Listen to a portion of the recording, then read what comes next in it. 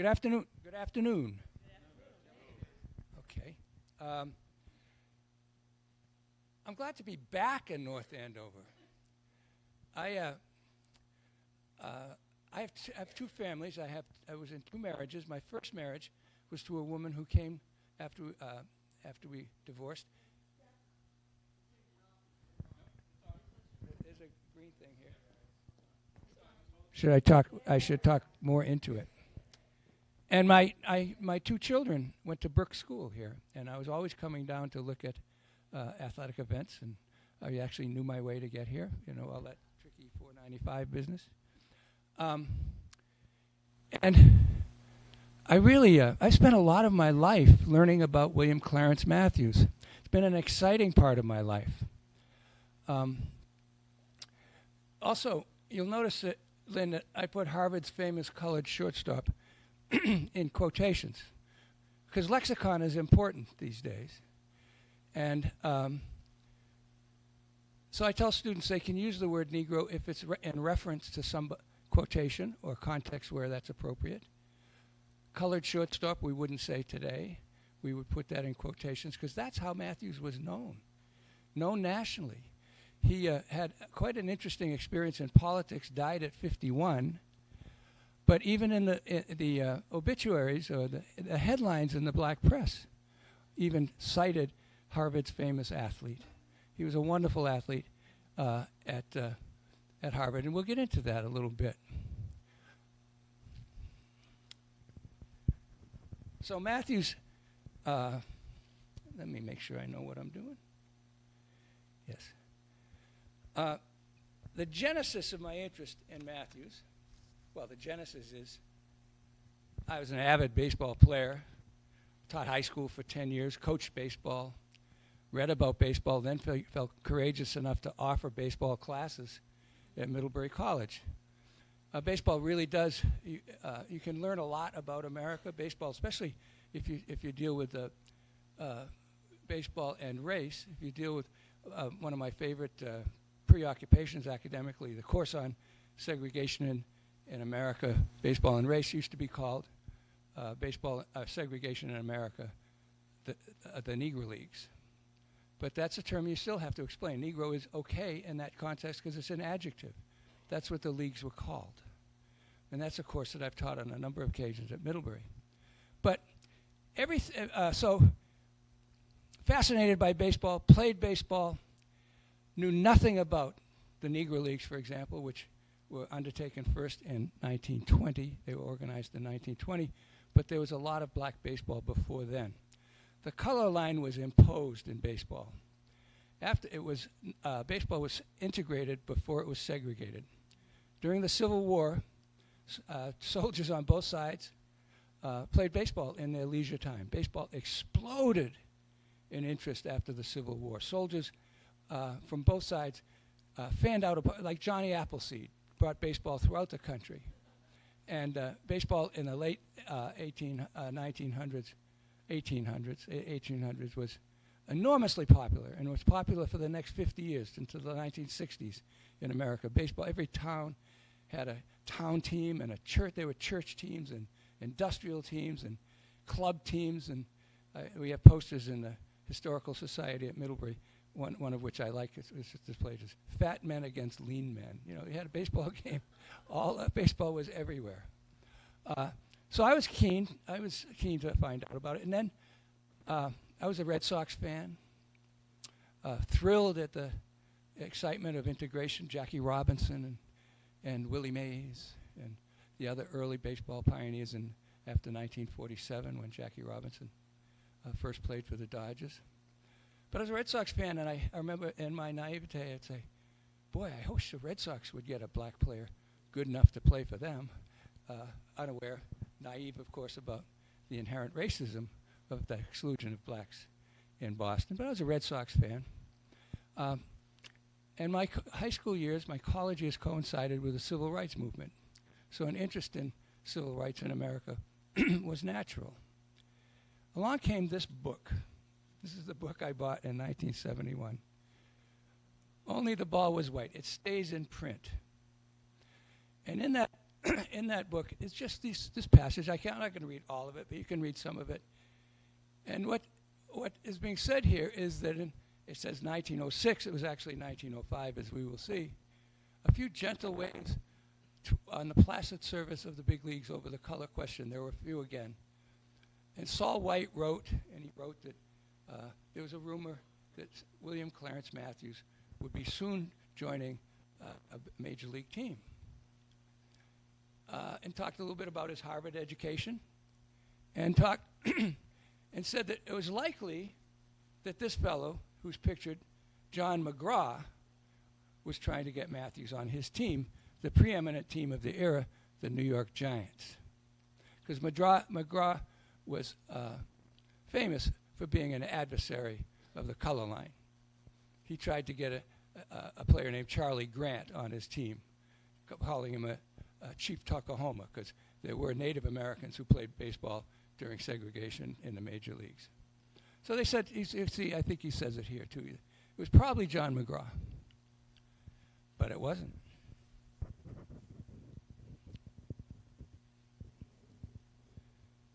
Now I want to go back. Yes.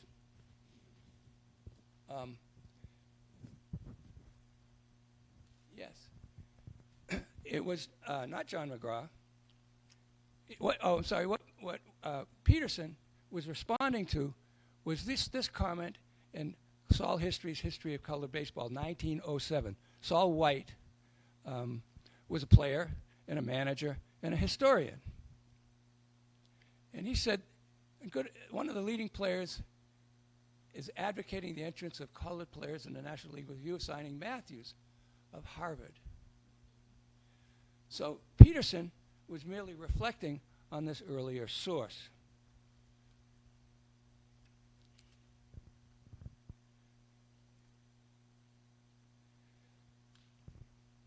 Now, in 1995, my wife and I had a combined sabbatical, went up to Ogunquit, Maine, and spent the year in that spot, which is pretty nice in the off season. And I said, I'm going to find out who was going to sign William Clarence Matthews in 1905. Jackie Robinson, 40 years before Jackie Robinson was signed by the Dodgers. And so I said, this will be my sabbatical job. I'll go down to the Boston Public Library, 1995, and I'll find out. I'll look at the newspapers. There were 9 newspapers in Boston in 1905. 4 of them had a circulation of over 100,000. The Globe, the Record, the Herald, one of the others.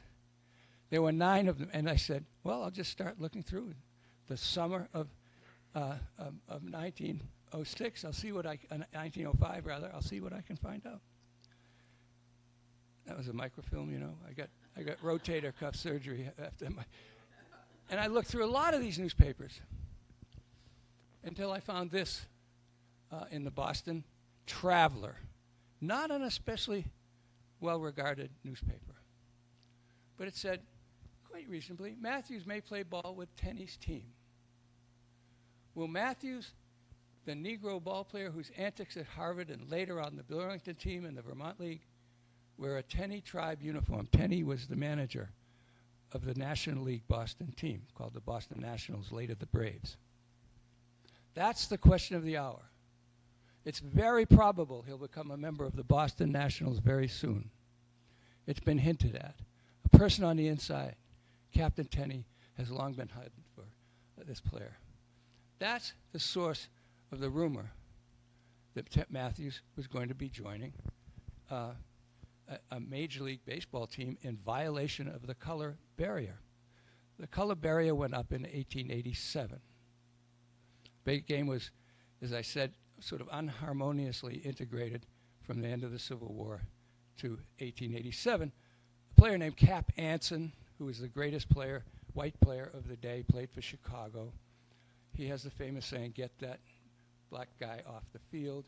He had lots of support, and among organized baseball, which is to say the major leagues and their organized baseball in those days meant the teams that signed something called the National Agreement The issue of race was not mentioned ever explicitly written down.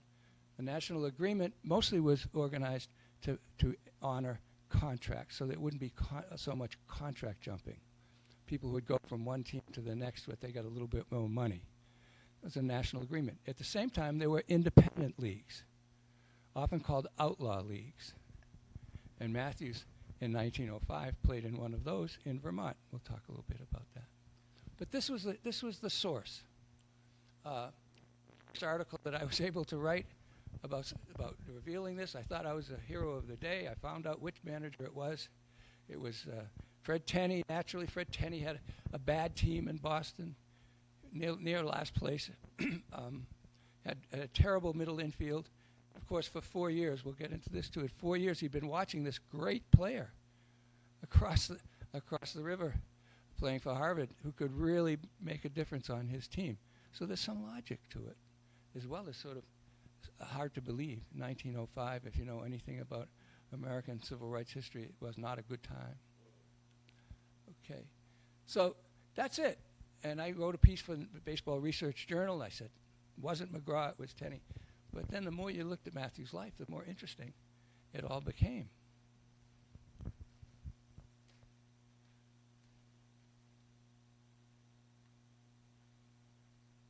I should probably have one of those clickers, but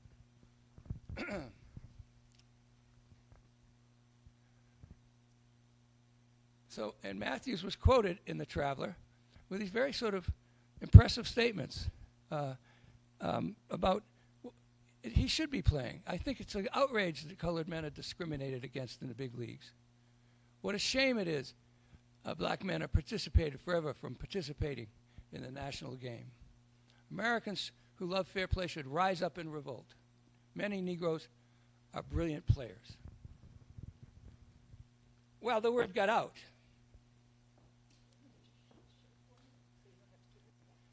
Okay, I'll wink at you. Okay. I'm going to get a little drink too. Dry. Thank you.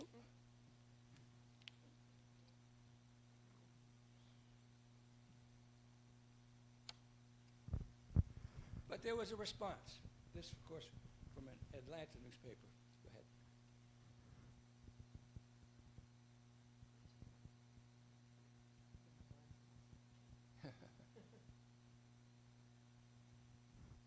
And this is in The Traveler 4 days later. July 15th, this headline, this article was in The Traveler. And then you had the natural reaction. And I'm not going to read any of this because it's brutally prejudiced. Maybe I will a little bit. Where it says, well, just look at some of this language. This is from the Atlanta Journal. So there was an obvious response. But that's that's Matthew's claim to fame. We could do another one. It was only this article and this story was only in The Traveler by and large. There was this information in the 19th, this coverage of it by the Boston Herald, which was picked up again by the New York Age. And it says that when Fred Tenney, the manager of the Boston team, heard about it, he just had a laugh. And so it's very hard to know how seriously to take the example of this rumor. It was a rumor. We'll get into it a little bit more in a minute. Okay. But the reason it's sort of reason. Anybody know anything about Fred Tenney? Yes. Georgetown. Where did he go to college? Brown. Very good. If I had an autographed baseball, I'd throw it. And what else do you know about him? Well, he was a first baseman. If they're real baseball fans here, he was the first baseman ever to make a 3 to 6 to 3 double play. First to second, back to first. And he was an educated man. He was quite a sophisticated man. And he might be the kind of man that would consider this. He wouldn't have been raised like many of the managers in the South. So that's kind of intriguing. So Tenney is an interesting figure to study. Okay. But here's the kind of rub. The Traveler was not a well-regarded, I said, newspaper. It's kind of a scandal sheet. This guy, Dan Coakley, if you go back a couple. Another one. He's the author of the piece. 9 newspapers. A city of 600,000. Newspaper war all the time. So what you have with this rumor, he's famous now. He's famous at the outset. He's famous for being a fellow who was challenging the color line 40 years before Jackie Robinson. But, and I've had a wonderful time. I've had a wonderful essay that you should all read. It's in an obscure baseball journal about this whole process of how much to believe the rumor, whether the rumor had any basis in fact, or it was entirely based in fiction. It was fascinating. We don't know. Maybe Tenney's the kind of guy that might say, or might have said offhand to somebody, boy, I sure would like to have that shortstop from Harvard. He might say that somebody overheard it. Or it could be that Dan Coakley made it up of whole cloth. Okay, we'll go 2-3 now. See what else. Let's see what's next. Well, that's where and Myron Townsend is a writer for a columnist for the sports section of the Traveler, and he kept this rumor alive the whole summer. And he was not a terribly reliable fellow either. But you can see Dan Coakley was debarred. He's the principal figure in a score of legal and political incidents that caused sensation. Some of these turned out adversely, as for example his disbarment in 1922. So the basis for this rumor, we don't know its basis in fact. Okay, let's talk more about Matthews now. So that's why Matthews is famous. My claim to fame is I found out it was Tenney from all this work in the microfilm in the Boston Public Library. But Matthews was born in Selma, Alabama in 1877. 1877 was the year federal troops left the South and left blacks in the South at the mercy of the Redeemers. Selma, the iconic center for many of the most powerful incidents during Martin Luther King's time. So there's a picture of and so we don't know exactly how. His dad was a tailor. His mom was a seamstress of sorts. They lived right near downtown. I've been to Selma 2 or 3 times. Anybody else been to Selma? Boy, it's worth the trip. They lived right behind the main drag, where a lot of other black folks lived. And somehow, Matthews got to Tuskegee Institute when he was 16 years old, 1897. No. He went to Andover in he spent 8 years from 97.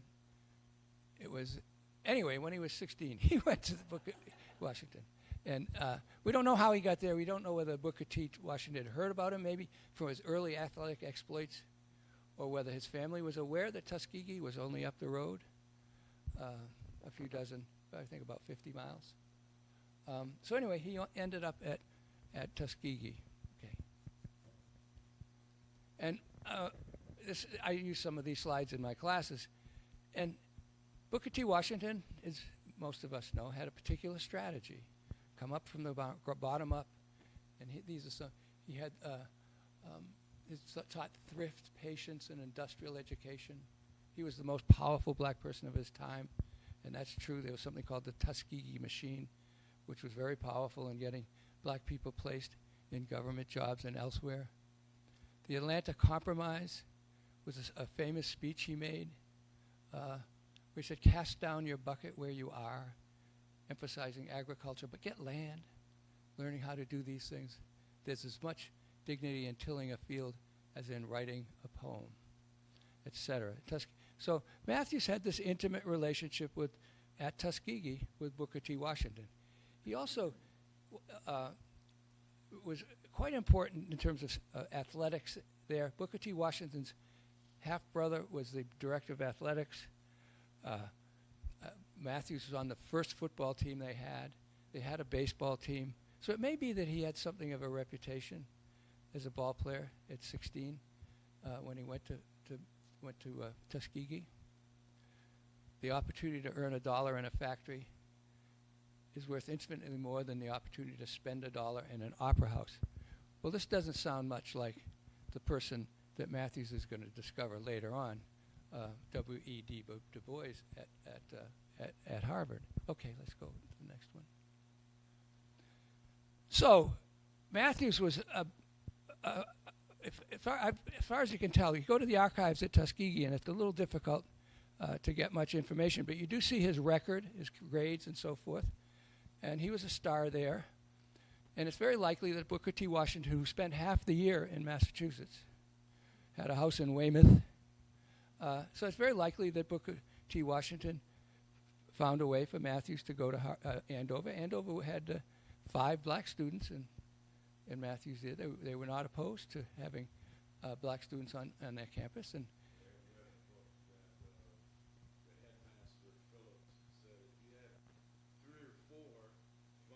yes. Yeah. Yeah. That's right. Yep. And 3 to 4 was a hell of a lot more than anybody else had. That was true at Harvard too. But there were 5 black students in Matthews' 4 years while he was there. Matthews was the only black student in his class. But he seemed to have, from all you can deduce, and one of the nice things, Matthews went to Andover and Harvard. And if you want to research a life, it's pretty good when they go there because they don't throw anything away, those 2 places. They got wonderful archives. And I've also picked up, I've got a lot of Andover stuff here, yearbooks and so forth, because they appear on eBay and they're fun to look through. But Matthews, you gotta be careful. He had a fabulous experience at Andover. He not only as an athlete, he played football in the fall. Matthews was 5'8", 145 pounds. And he played football. He played end rush. They didn't throw the ball in the late 1800s. But he played football. Here he is on the football team right next to this fellow. I have the scrapbook of this fellow right here. I got it on eBay. His name was Dutch Levine. He was Matthews' buddy. He's from Waterville, Maine. I'm from Maine. And you'd think, well, he must have had a hard time too. Levine is a Jewish name. Well, his name in Maine was Levigne, Levine. It's a French name, Levigny. And he was a great football player, and I think something of a cut-up. And he was Matthews' pal. You can tell from this. I got Dutch Levine's scrapbook on eBay. I said, there's a scrapbook from around 1905. I got it, and Matthews is all over it. You can look through there afterwards if you want. And Dutch Levine also went and played football for 1 year at Yale. He was a tramp athlete. That's what they would call it. A ringer was called in those days. He was a tramp athlete. But he and Matthews were clearly buddies. They lived. You could look at information about where people lived, commons, the English commons and the Latin commons, and Dutch Levine and Matthews were on the same floor. But he had a spectacular career. He was known as the best schoolboy baseball player in the country. I have quotations to that effect. And he played baseball in the spring, obviously, and he football in the fall, and he ran track in the winter. And with a spectacular success, as I said, but he also was named captain of the team. This was in the days where they had no coaches, no official coaches. A man named Stearns, who became eventually the headmaster, was a great friend of the baseball team and spent time with them and was kind of a mentor. But the captain of the team did all the instruction, did all the organizational work, all the instruction. It was it was uniquely, it was unique that a black fellow would have that role. And it was, although it was fairly unusual, a black fellow being anywhere in these prep schools. But he was the captain, in charge of all the instruction, and a spectacular player. And as you might imagine, the most important games of the year were the games against Exeter. Andover and Exeter in those days were big rivals, as they have always been. They played a 3-game series at the end of the spring. Last 3 games of the year were against Exeter. Terribly important, as you might imagine. Matthews, his senior year when he was a captain, had to go behind the plate as a catcher because Andover had a weakness at catcher. So we went from shortstop to catcher. And they lost the first game in the sequence, in the series of 3, because their star pitcher was declared ineligible. This is going to be a theme throughout his Harvard years, too. The competitiveness, if you had even one possible connection to professional baseball, if you ever got paid for anything, amateurism was strictly enforced. It was sometimes enforced in the breach because there'd be charges back and forth. This happened to Matthews at Harvard as well. And so their star pitcher didn't pitch in the first one, but then he was declared eligible for the second game, and Andover won the second game. And then the night before the climactic game, the biggest social event of the year took place on the Andover campus. Everybody went. It was well written up. It was a minstrel show. And 10 of his teammates appeared in the minstrel show. This is all based on documents that I have. So if I were writing a drama of Matthew's life based on factual matter, I'd have him sitting out there in the audience watching his teammates, who clearly adored him, up on stage. What was he thinking? But the next day, he went and he performed heroically. In the second game, he had broken his thumb. In the third game, he went behind the plate anyway, and they won 9-0 against Exeter. And if you read the material in the Andover newspaper, it's over the top, laudatory. And on the basis of what how do we know how it really was? How much discrimination and other kinds of nastiness he faced? I don't know. I didn't see any of that published. But there is a little book that I have here. But they had these, in high school when you had senior superlatives, best looking, most like, they had those at Andover, and they listed everybody who got votes. And he was the most athletic. He was the most versatile. And he got votes in about 10 other categories. One vote in one category, and I should know what it is, I forgot, but was possibly perceived as somewhat negative. The rest were all honorable. And let's go to the next one. I think there's a picture I want to show. Yeah, there he is in his class. And I think it's symbolic. He's sitting right in the middle, And I think from what I can, again, deduce from reading all of this stuff at Andover, he was well accepted and thrived in that environment. Now, Andover men went to Yale. Exeter men went to Harvard. Matthews went to Harvard. That's because there were black students at Harvard. Not very many, but there was a history, a tradition of really extraordinary black individuals at Harvard. That's true too, yes. So, majority of his teammates who went to college went to Yale. He played against them when he was at Harvard, but he went to Harvard. If you invite me back next year, I'll do 40 minutes on his time at Andover. It would be really fun. I'll have a text then, though. I'll have the quotations right. Okay, let's see what we have next. Yep. There he is. Now, here he is on the Philippian board. Philippian was the newspaper. And that's his graduation picture. And the Latin commons and English commons were where the common kids lived, boys lived.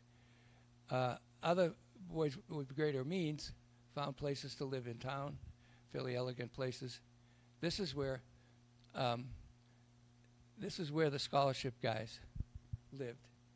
And there's a wonderful document at Andover where one of those students wrote a long description, quite wonderful, of the hijinks and the good fun that was had in these commons buildings where the kids of lesser mean lived. So obviously he lived, and you can find out exactly where his room is from documents, and he lived right next door to Dutch Levine. So Dutch Levine, in my drama of Matthew's life, Dutch Levine would have a nice secondary role. He'd be quite a character. Okay, yeah. 5 summers in Andover, and then at Harvard, he worked. Booker T. Washington worked at the Hotel America in Saratoga.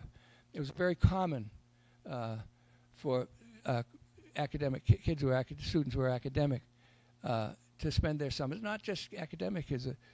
The summer. This is near Plattsburgh Hotel. This building is still up. Doesn't look quite as elegant. It's Clinton Community College over by Plattsburgh. And Matthews worked there for 5 summers. And it was at the time when even presidents used to go. President Harding went to the Hotel Champlain for the whole summer. And they all had a ball team. And it was, and often that's, in fact, the first black professional baseball team, all black professional baseball team, is a team called the Cuban Giants. And it was organized just after the color ban was imposed in 1887. And they were a hotel team originally, and then they barnstormed. They barnstormed at Middlebury, they barnstormed at Williams, they barnstormed all over this side of America. The Cuban Giants. They were originally a hotel team. So all these teams had hotel teams, usually of their black workers. It was quite a custom for it. So he was up there as a bellhop for 5 summers. And that was kind of fun to research, too, over there to see what their lives were like. Okay. Yep. Absolutely. But a lot of these hotel workers were ball players too. Yeah. Yes, the Cuban Giants came to Middlebury and 4 times in the 1890s. We have information and posters on them, and they had 2 eventual Hall of Famers on the teams that came to Middlebury. The best black player in the period of integration, the 1870s and 1880s, was a guy named Frankie Grant. And he was on the team that came to Middlebury. And Saul White, the historian that I talked about, he was on the Cuban Giants who came to Middlebury. And a guy named Frank Stovey was pitching for the team that came to Middlebury. And Frank Stovey, remember I made that comment that the greatest white player of the game, Cap Anson, would not go on the field if the black players, and that was a game that Frank Stovey was the pitcher. And there were people who argue that was as much of the reason he didn't want to go on the field as his racial animosity. He didn't want to face Frank Stovey.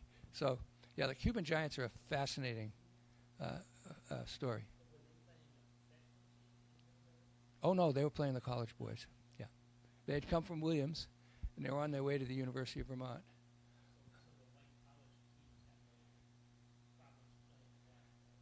Yeah, they did no problems at all. It was it was entertainment.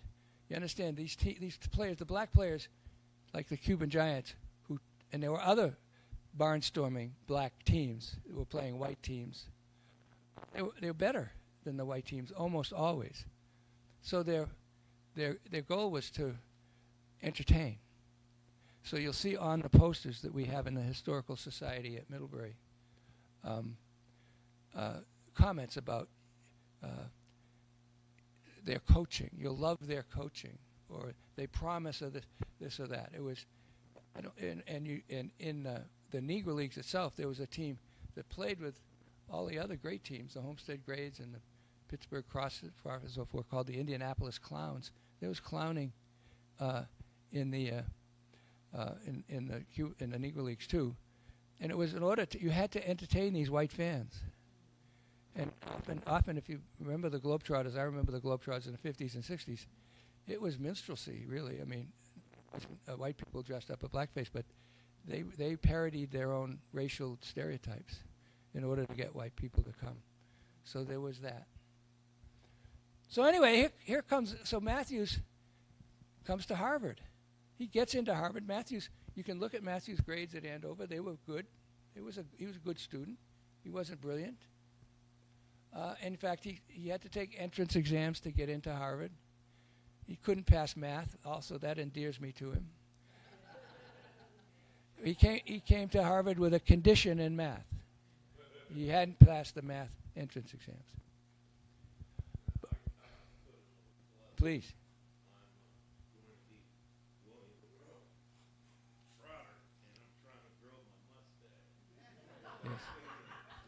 Yes. I won't get the hair. Yeah. The hair's not coming. But I'll get the mustache and the soul patch. Okay.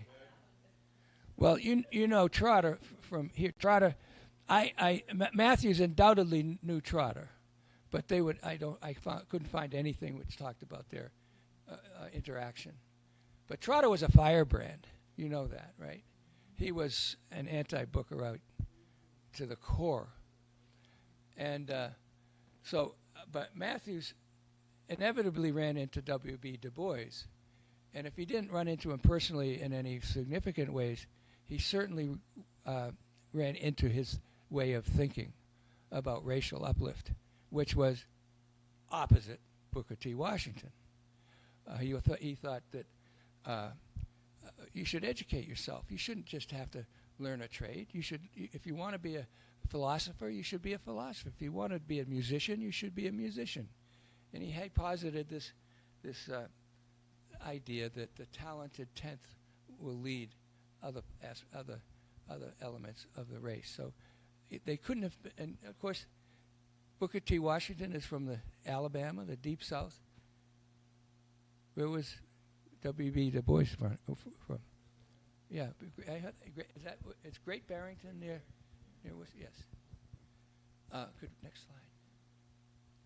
So now you're in my classroom, and we've just done Booker T. Washington. Now we do Du Bois, and he wrote in the Souls of Black Folk chapters on his opposition, direct chapters, direct attacks at Booker T. Washington's ideas. He went to Fisk, college, a black college. He was the first black person to get a PhD at Harvard.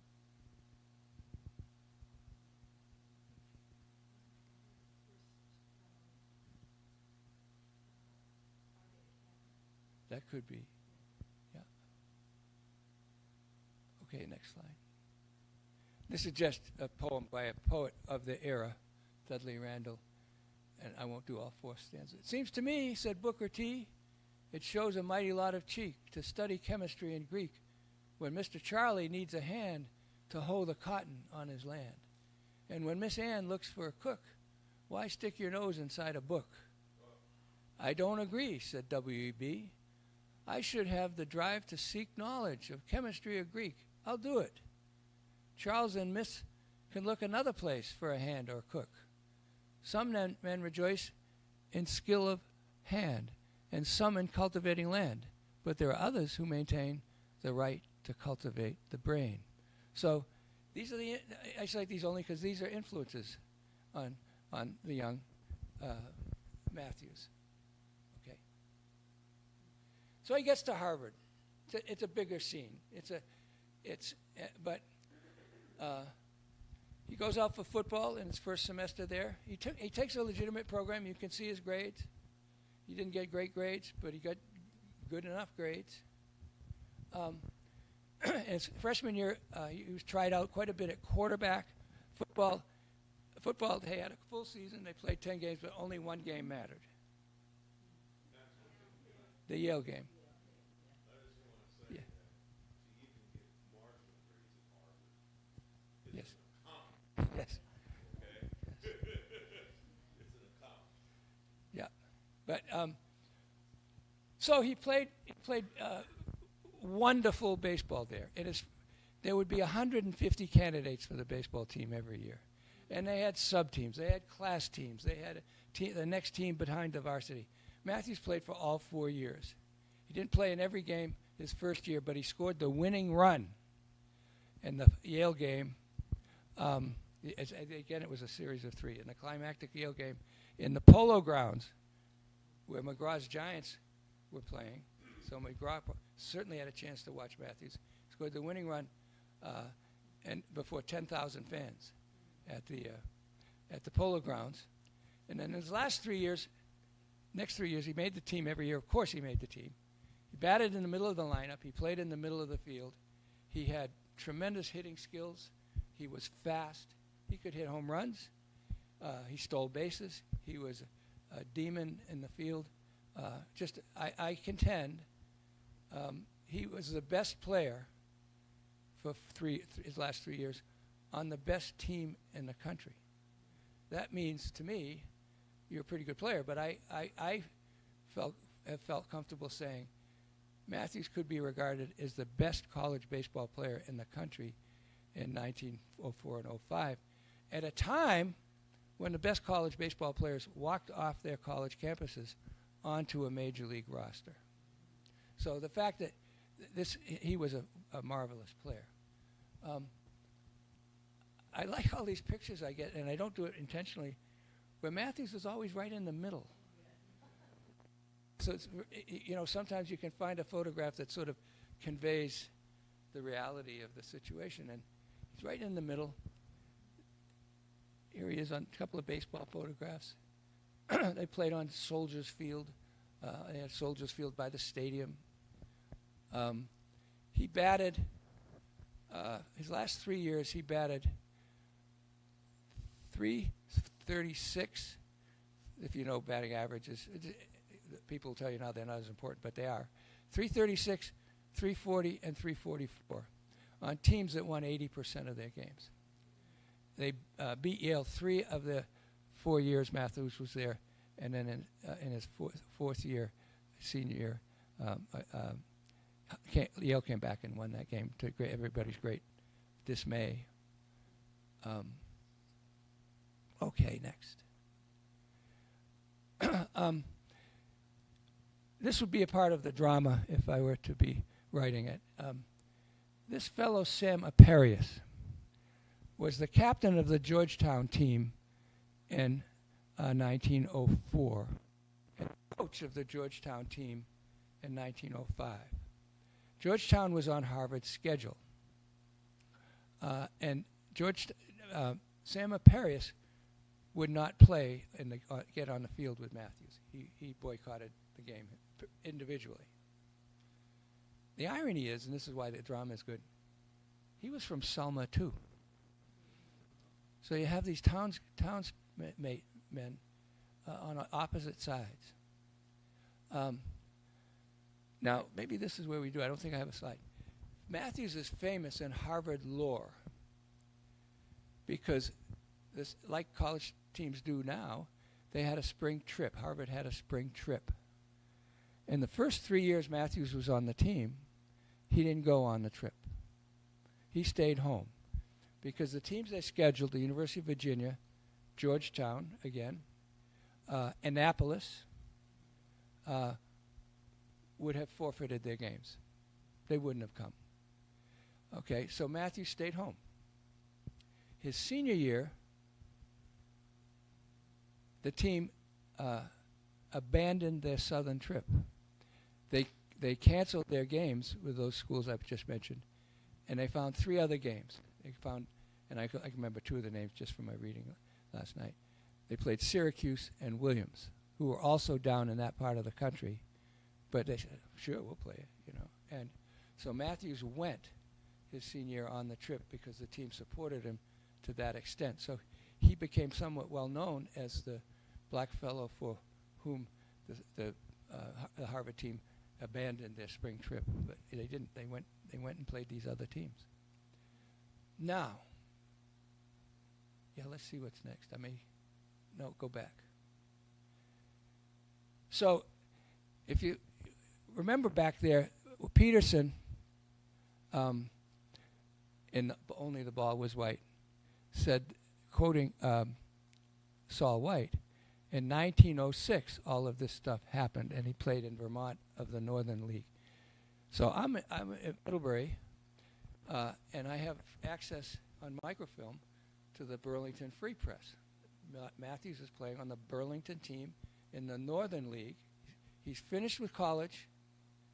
He, make sure I don't forget, he didn't graduate. We've got to talk about that. But he had 4 years, and he was a legitimate student. But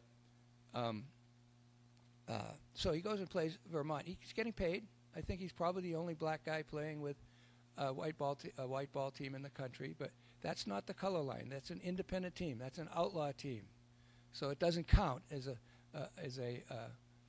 breaking the color barrier because it wasn't at the appropriate level. And the Outlaw League, the Vermont Outlaw League, Burlington, Montpelier Barre, Rutland, and Lake Placid. You go over on the ferry to Lake Placid. That in the 6 years of its existence, over 100 ball players with major league experience played in the Northern League of Vermont. Some of them were college players who were not yet in the major leagues, and often playing under an assumed name if they had rules in their leagues about eligibility. Yes. Yes. Some got paid, but some players played under an assumed name, to protect their amateur status at their schools. So there were some young college players. There was some older players who had been in the major leagues. A guy named Jack Chesbrough, Happy Jack Chesbrough, was in the Hall of Fame. He played for Rutland under an assumed name. It's a pretty fast league, and that's where Matthews finds himself. And he's finished college. He's getting paid. I don't know. I don't know how much he got paid. I couldn't find anything to that effect. And Burlington had won the league the previous years. They were in a pennant race the whole summer, and they lost to Montpelier Barre over Labor Day and came in second in the league. One of my another chapter that I wrote that I published in an obscure journal that 5 people read was on this summer, and it was titled "The College Boys and the Boozers." Montpelier Barre had the college boys, and Burlington had the boozers, the older guys. But it was a lot of fun to do that research. And Matthews, why don't we? So I'll mention one other thing before we do that. Who's playing for Montpelier Barre for the second year? Sam Aparius, his townsman, who was the guy at Georgetown that boycotted, and he continued to boycott games in Vermont. He said he could not go home if they found out he was playing, but with a black fellow. Who? Aparius? For whom? Oh, good. All right. Good. I got a fact checker back here. I like it. But he was pretty well regarded up there. So this you got a lot of editorial coverage in the Vermont papers. We can go to the next one. Oh, I'm still at Harvard. Anyway, you can see this is from the Herald. I forgot to indicate where this is from. Just is a visual illustration of Matthews' prominence. This game with Princeton, 8,000 fans at the game. Harvard-Yale, an 11-inning tie. This is the last year in 1905. There's Matthews and Barnes, the Yale captain. Okay, we've established that he was a good player. This I have there just because this is an article I found in the Boston Post on April 15th, 1905. Color line drawn on Harvard. 2 colleges said to object to Matthews playing there. And it's on the same page where they're just celebrating Fred Tenney. It's just an interesting coincidence. Okay, next. Well, we'll do Harvard football before we go to Vermont. We'll leave Vermont for a minute. We'll go back to Harvard football. Matthews, again, right in the middle of things. Played football his freshman year. Didn't play much his sophomore year because he was injured. His junior year, he didn't play at all. He was injured the whole year. Senior year, he said, I don't need to play football. I got a lot to do, I'm involved. And halfway through the season, the team had lost 2 games. Harvard had, one to Penn. And they reconstituted the team. They asked Matthews to come out. And he played as a substitute in the Yale game, and he made a great play that brought him national attention. He tackled on a punt, the Yale punt returner, in such a way that it brought 35,000 people at the game, in a way that brought him national notoriety as a football player. There's quite a bit written about that. The New York Times called him the dark demon on the football field. Undersized, but tough as nails. And I have a little section in some of the things I've written about how important evidence of this kind of masculinity was at the time. Citing Frederick Douglass, talking about being robust and aggressive and so forth, and to counter other certain stereotypes. And so Matthews fulfilled that kind of demand. I also like this picture because these guys with their heads wrapped in bandages, and you get a sense that it was not a sport for the meek of heart, faint of heart. Yes. Oh, this is my another one. This is my favorite one of Matthews in the middle. This is a Harvard team. I found this not in any of the Harvard yearbooks and materials, just online. And that's a fellow named Jock, who's their manager, sort of type the org. And there's Matthews. He's right in the middle of things again. Okay. And it was still at Harvard. Matthews was the first black student ever elected to the Class Day committee. And I had a daughter who went to Harvard. The Class Day still is a big deal. And so that's a clear evidence of his popularity. His classmates voted him to be on the Class Day committee. And irony, we'll do the graduation now, irony because he didn't graduate. His classmates all thought he graduated. Harvard has these 5-year class reports. Every year you report, you send what you're doing, and they are all right there in the library. And Matthews, 10 years after he graduated, he explained, he said, people have been asking me why I don't appear on certain lists. He said, I didn't graduate with my class. I couldn't work off this condition in math. So he's fully qualified to graduate, but he didn't have and he tried. His transcript shows 7 different notations about trying to work it off. He had a great friend in the dean of the college named Hurlbut, who was a Vermonter. There's a building at Harvard named Hurlbut, something hall or something, who was advocating for him. But he didn't, and Harvard that was an era, I'm sure, that lasted for a long time. So these days, considerations were not made. That was the rules. But he did go to Boston University Law School and pass the bar and practice law for the rest of his life. But he was a Class Day officer. Okay, next. Oh, this is another one. Okay.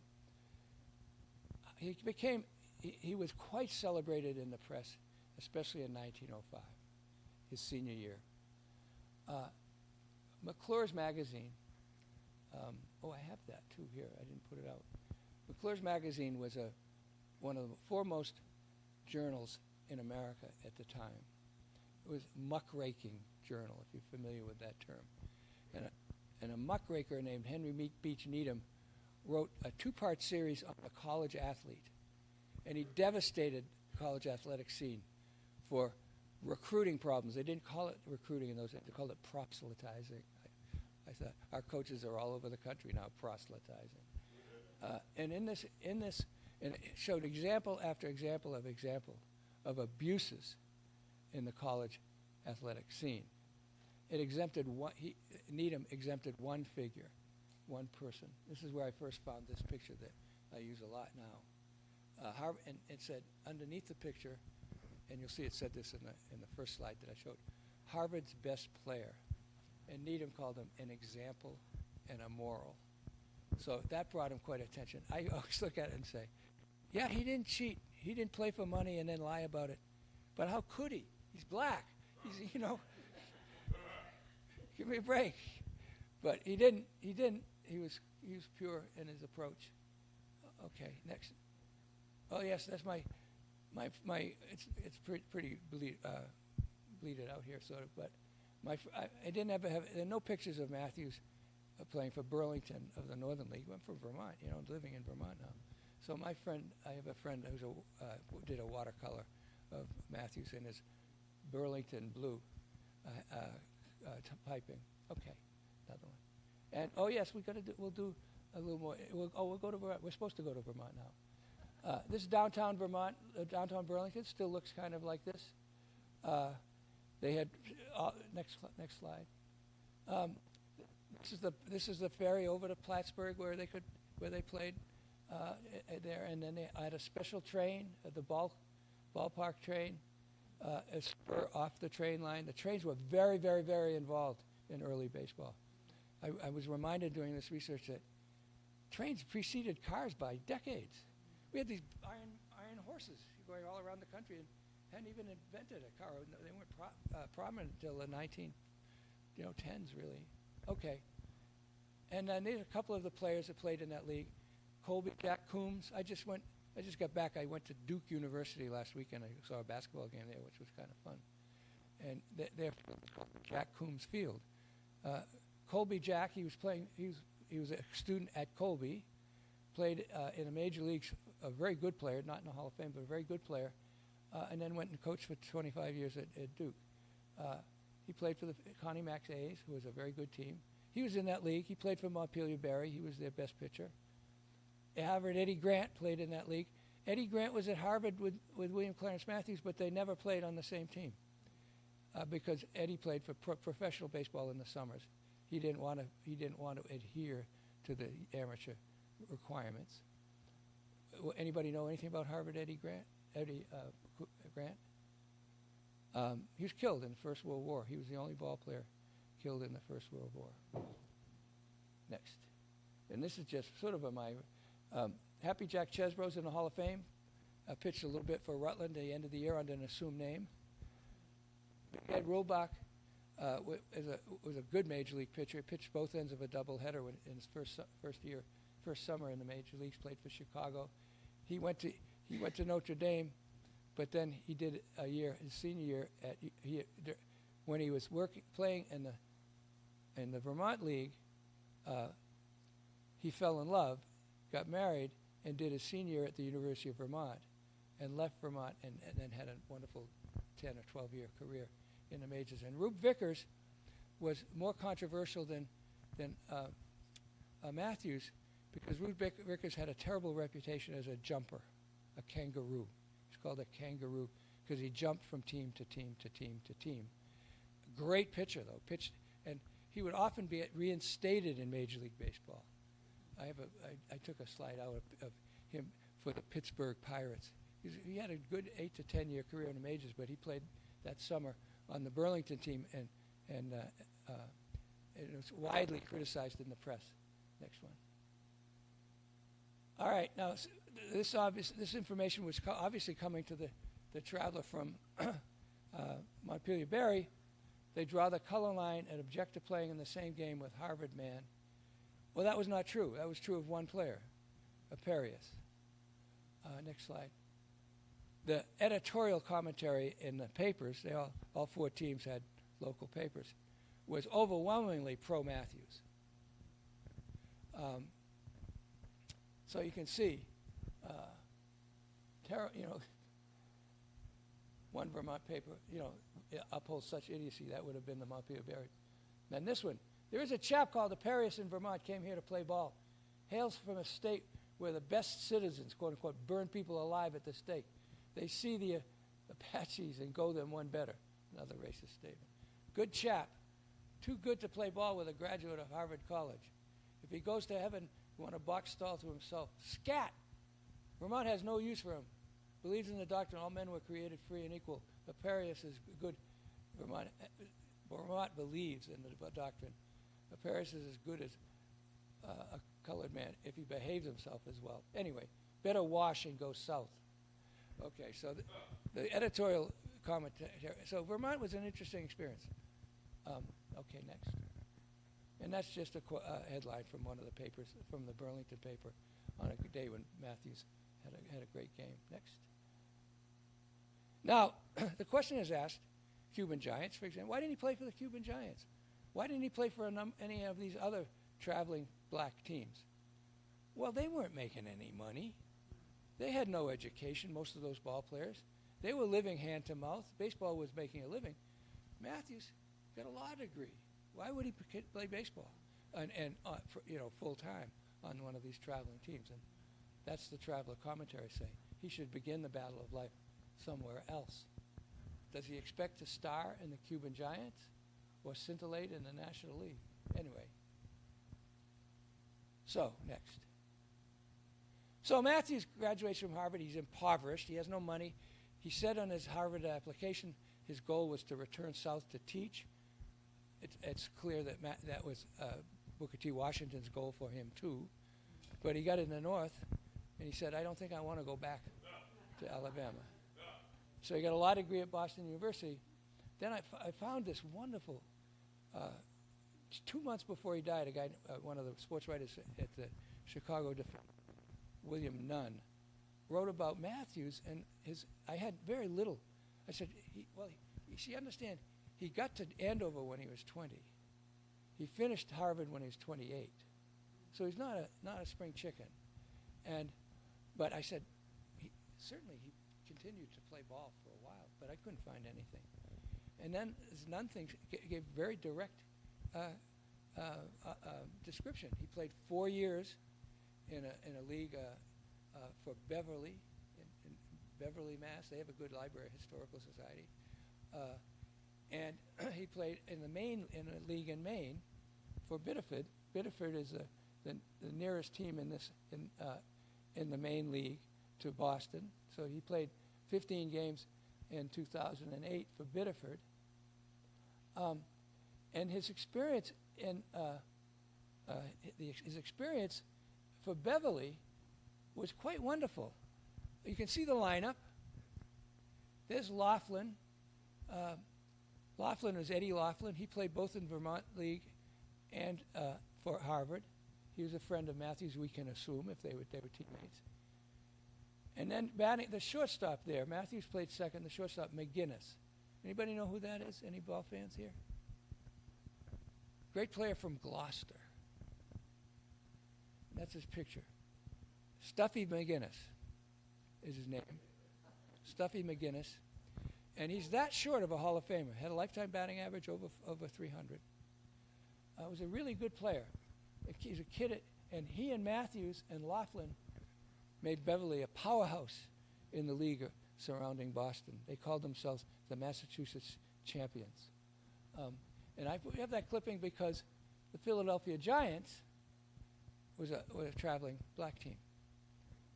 So Matthews was playing against a traveling black team, the Philadelphia Giants.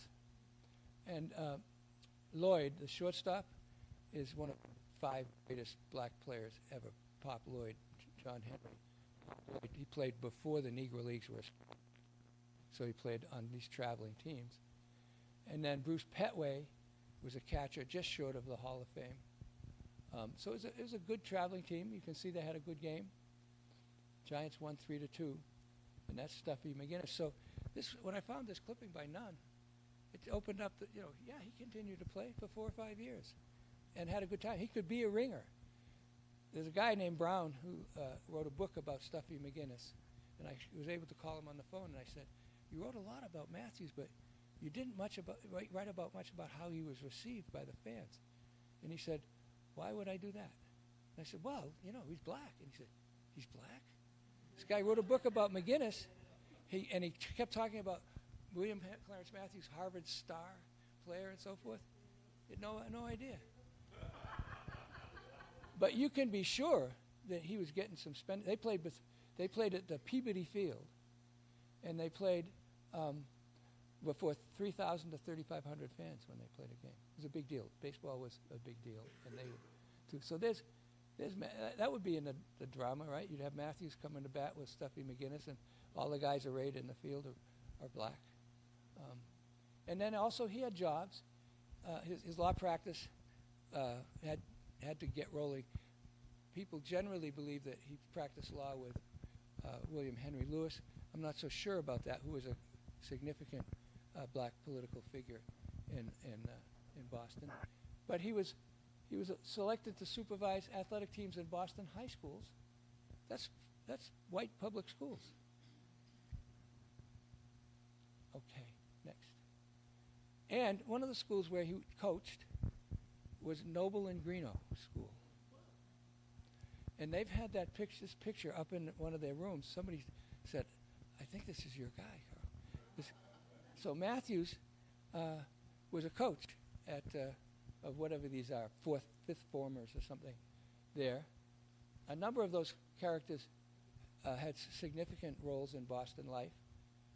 The fellow in the top, there are two guys in the top, and the one on the left, his name is quite well known in Massachusetts if you're a little bit older.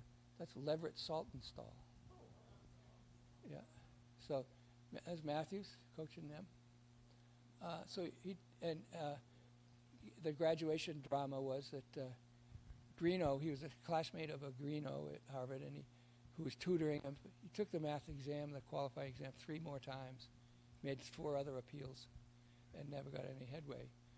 So I don't think that's a big deal, but I kind of, you most often see that he was a Harvard graduate, and he did this, and I don't know whether to correct people or not.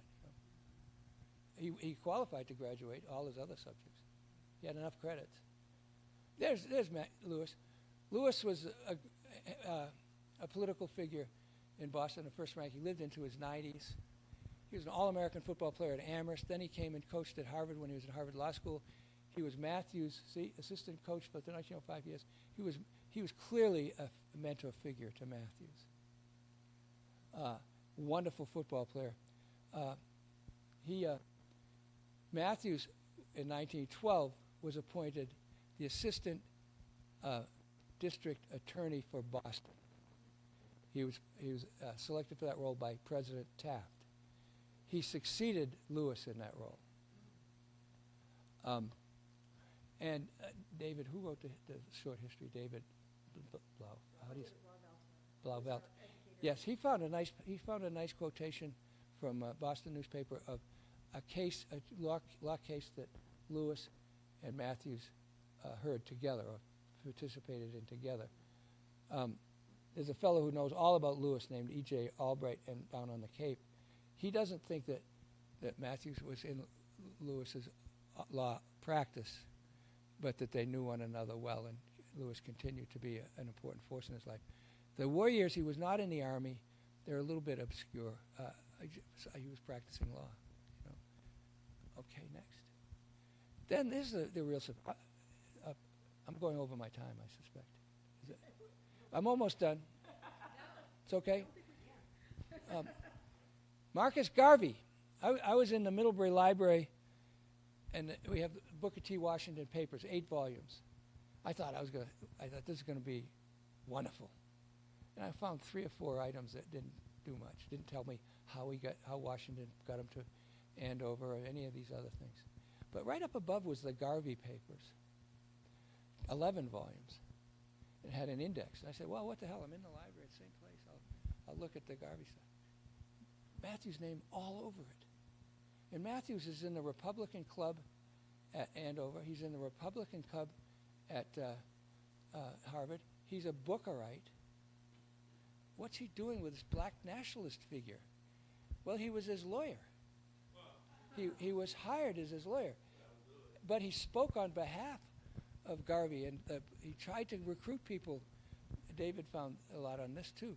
He tried to recruit people to buy stock in the Black Star Line, which was Garvey's enterprise and ultimately his undoing, although pretty much the Bureau of Investigation, later the FBI, really undercut Garvey scared people to death with his philosophy.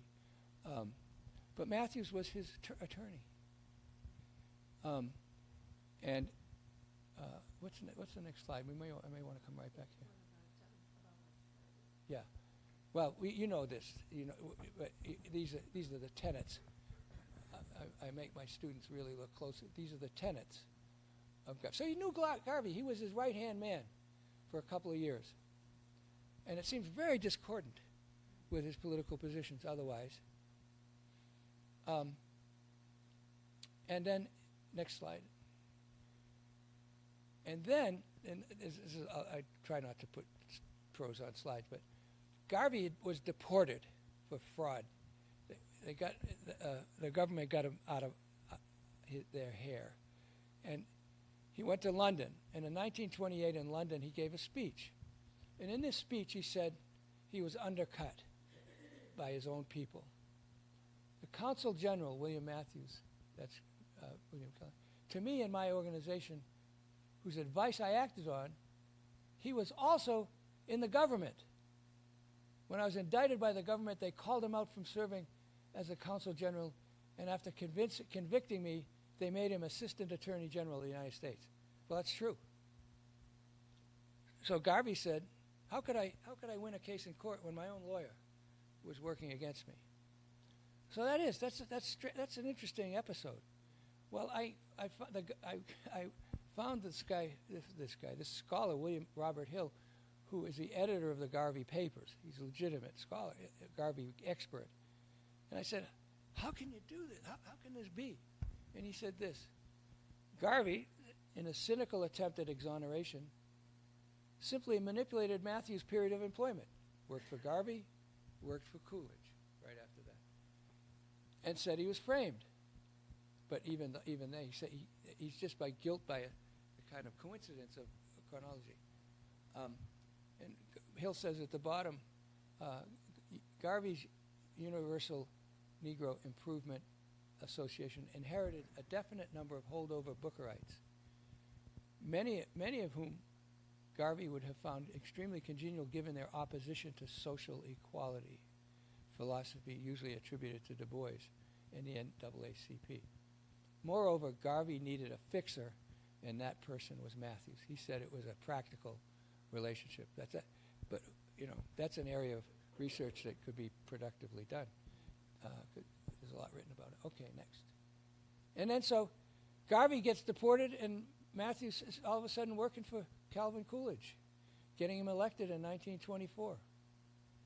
And it's the first time a black person, this is, of course, a historical irony, a black person was in charge of getting out the black vote. He was given that assignment. The Republicans were beginning to lose a little bit of their terrific majority to the Democrats. Democrats were always perceived, as they were into the 50s and 60s, as the party of the South. They excused the Ku Klux Klan, etc. But there was beginning to be some defection from the Republican ranks because of the history of sort of failed promises from the Republicans. But Garvey was named to direct the GOP voters. And then when he turns out, or over 1 million black voters vote for Coolidge, gives him the presidency if you do the numbers. And so then he is named Attorney General, Assistant Attorney General. He works for the Attorney General. Okay, next. And what he does, you see William Clarence Matthews, he presents, when Coolidge gets elected, a 17-point plan for improving the lives of black people, which was generally ignored, but got a tremendous amount of, and I think is important because it's a statement that he makes, on behalf of black people, and it was, so there's a sense that you have with Garvey, with Matthews, that he was getting along, but he wasn't interested particularly in a leadership role of the sort that, Garvey and Matt and Du Bois and Lewis even and Booker T. Washington.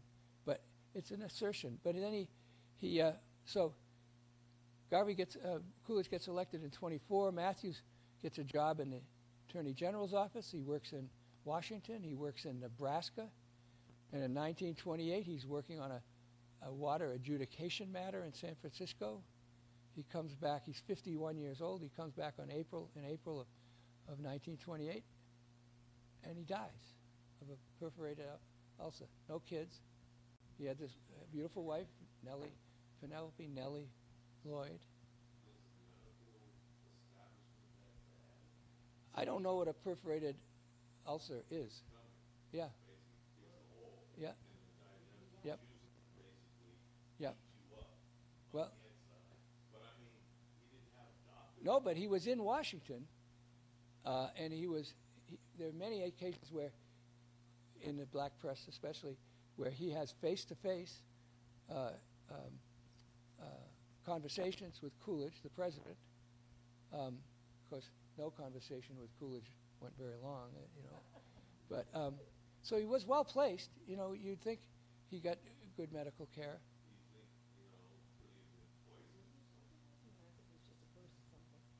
Yeah. And then. Yeah, they did. I think he was. I haven't. That hasn't been suggested. But you notice. So here's the New York Age, the headlines after he gets. Notice in every, and this is true in every reference, he got his death was noted in the white press, but not celebrated in this, as you might imagine, this way. But see, it says Matty is dead, and everything you ever saw about Matthews in his later life mentioned his athletic stardom. You see under the picture, Matty is dead. Special Assistant U.S. Attorney, noted college athlete, stricken and dies in Washington. The headline on the left here, William Clarence Matthews, noted in that college athletics and politics, starred in baseball and football at Harvard, 25 years before.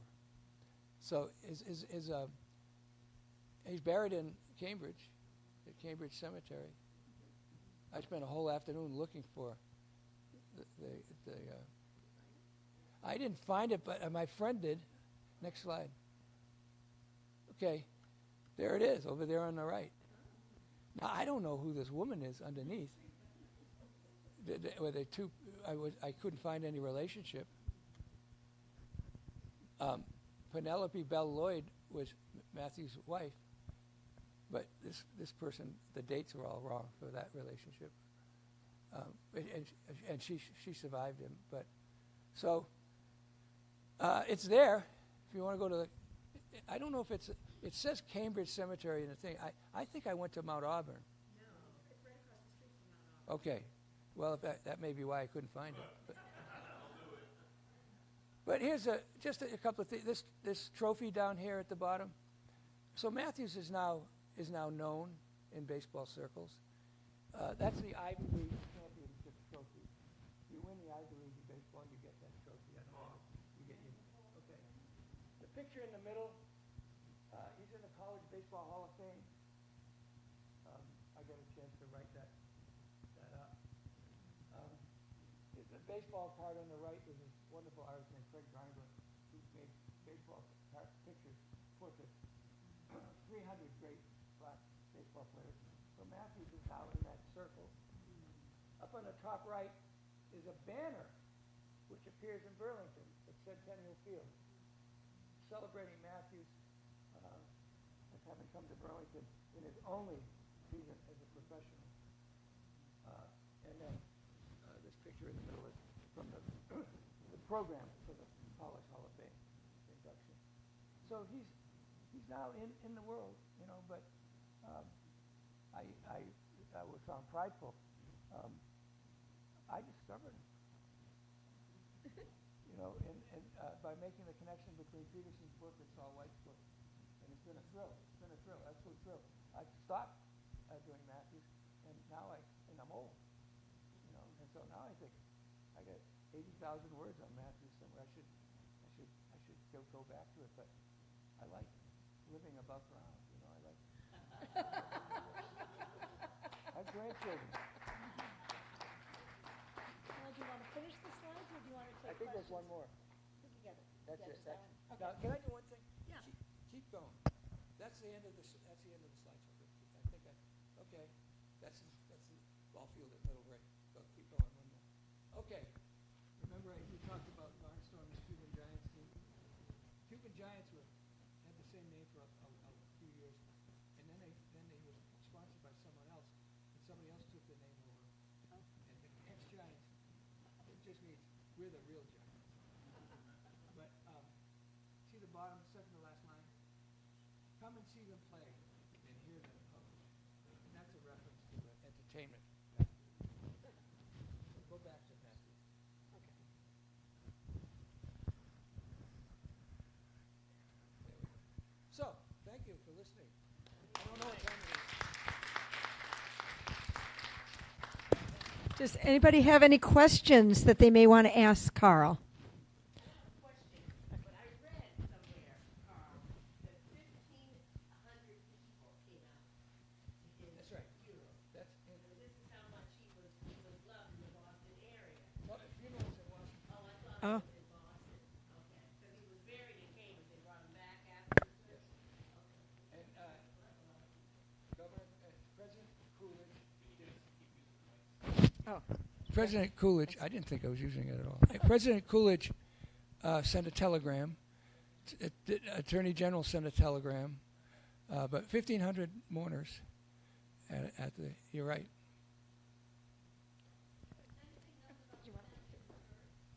Could you? Beg pardon? Is anything known about the family of his birth? Oh, yeah, I mentioned what I knew from the 1877 census and the 1885 census. It's is it 80? They going anyway. 10 years. So 1880 census, he appears alongside his mother and his father and two older siblings. 1890 census from Alabama seems to have burned up in a fire. Yes, is that right? So I have that right? Oh, good. Yes. Yep. So then, in 1900 census, his mother and his mother is listed as living in Montgomery with either both her other older children or with one of them. So we don't know. And I went to the archives at the Alabama State Historical Society. I couldn't find a death record for his dad. So I would surmise that when his dad died sometime between 1880 and 1900, and it may be why they moved to Montgomery. Yeah, so not much beyond that. I tried. I was trained in literature, so I don't have, and I'm not Skip Gates' best friend. I can't get him to do these genealogies like he does on TV. So I don't know. One of my friends at Middlebury speculates that his dad was born in Virginia and may have been a free slave. And his mother, I think it says on the census form, was a slave originally. And that would be an area where you'd really need some research chops to do it. But they were in the 2000 census. The family was in Montgomery. Any other questions? Yes, over there.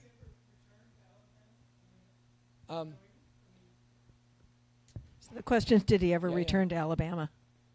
Well, David, what's David's last name? Blauvelt. Blauvelt. He did a biography that he sent to me, and I think some of you. He found a wonderful source that I didn't have from about 1905 when he returned to Tuskegee, and he it's called Tuskegee Revisited, and it's an article in the New York Age that really fills in just as a very nice nostalgic piece. I figured he would never go back because he went back to pick up his wife and bring her to Boston, but I thought he might have been estranged from Tuskegee because he didn't do what he said he would do, go back and teach. So there is that one case where he talks somewhat nostalgic. It's a very good resource, the New York Age, and I'm grateful for David for finding that. That's really great. And so no, he was a Bostonian. He lived in New York. I think with the Garvey years, he lived in New York. You can find that stuff out from census data. And again, these 5-year reports at Harvard, the class reports are very, very useful. Well, before I give Carl a round of applause, any other questions? Or I want to. There's an opportunity to kind of come up and take a look at all the memorabilia that Carl brought. I will make a plug that if you like what we're doing, there is a donation box in the lobby. Although we did get a grant for a lot of these programs. We're a continuing organization that wants to bring programming to everyone. And if you haven't seen the banners on the North Andover Common, this is kind of what started it. We started doing banners around the Common about historically significant African Americans for February, and William Clarence Matthews is right on Mass Avenue, so take a look at his banner on the way out. So should we give a big round of applause to Carl? Thank you.